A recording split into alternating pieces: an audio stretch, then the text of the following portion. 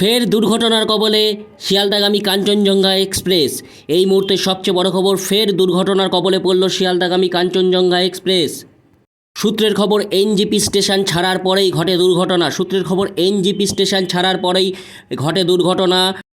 এখনও পর্যন্ত যা জানা যাচ্ছে, মালগাড়ির ধাক্কায় কাঞ্চনজঙ্ঘা এক্সপ্রেসের পেছনের দুটি বগি কিন্তু লাইনচ্যুত হয়। এখনও পর্যন্ত যেটা জানা যাচ্ছে, কাঞ্চনজঙ্ঘা এক্সপ্রেসের পেছনের দুটি বগি কিন্তু লাইনচ্যুত হয়েছে। আর ইতিমধ্যে ঘটনাস্থলে কিন্তু পৌঁছেছে রেলের উচ্চপদস্থ আধিকারিক সহ বিভিন্ন টিম।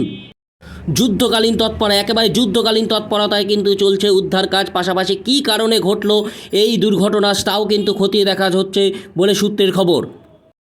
আপনাদের আবারও জানিয়ে রাখি, সোমবার সপ্তাহের প্রথম দিন আনুমানিক সকাল 9:30 নাগাদ কিন্তু এনজিপি স্টেশন ছাড়ার পরেই কিন্তু এই কাঞ্চনজঙ্ঘা এক্সপ্রেস ট্রেনে কিন্তু দুর্ঘটনার কবলে পড়ে।